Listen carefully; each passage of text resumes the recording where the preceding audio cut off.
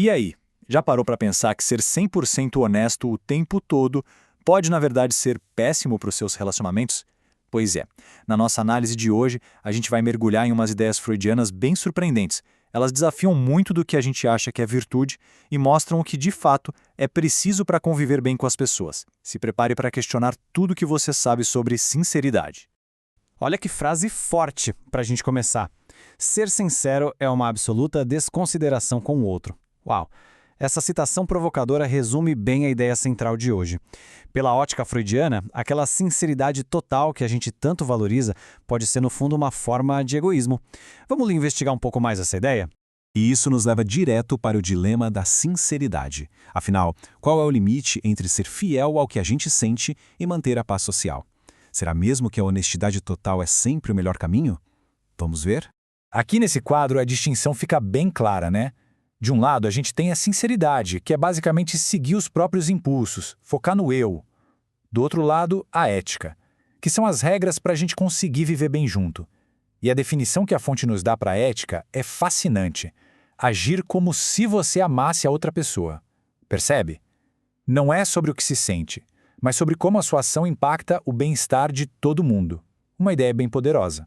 E vamos combinar? Quem nunca ouviu um "olha, vou ser sincero"? O que este slide mostra é que, na maioria das vezes, isso é um aviso prévio. É quase como dizer, se prepara porque eu não vou filtrar nada do que vem pela frente.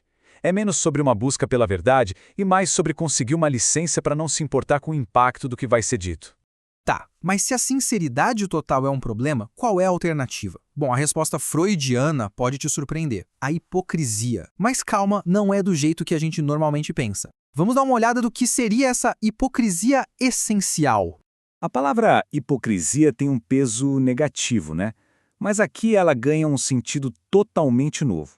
Não se trata de falsidade, de malícia, mas de uma hipocrisia produtiva.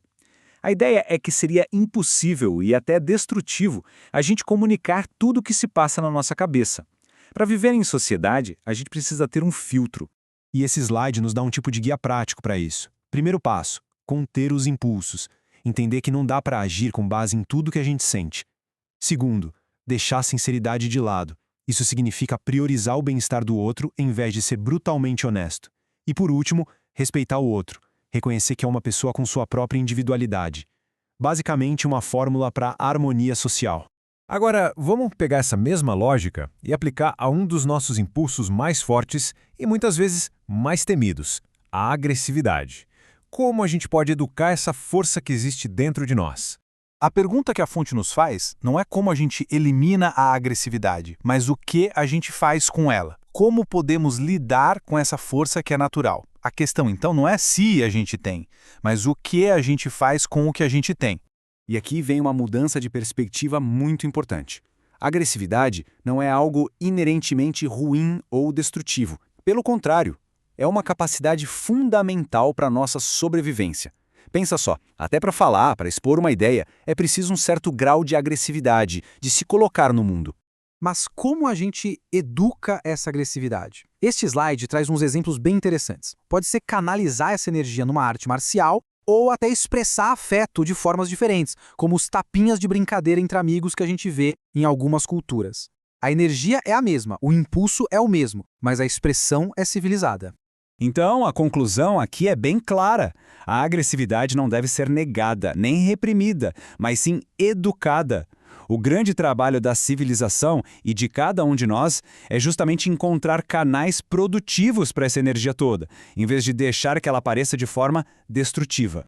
Ok, já falamos de impulsos individuais. Agora vamos dar um passo além e levar essa ideia para um nível maior, as regras do jogo social. Vamos tentar entender os contratos que não estão escritos, mas que governam a nossa vida em sociedade. O exemplo do casamento é perfeito para ilustrar isso.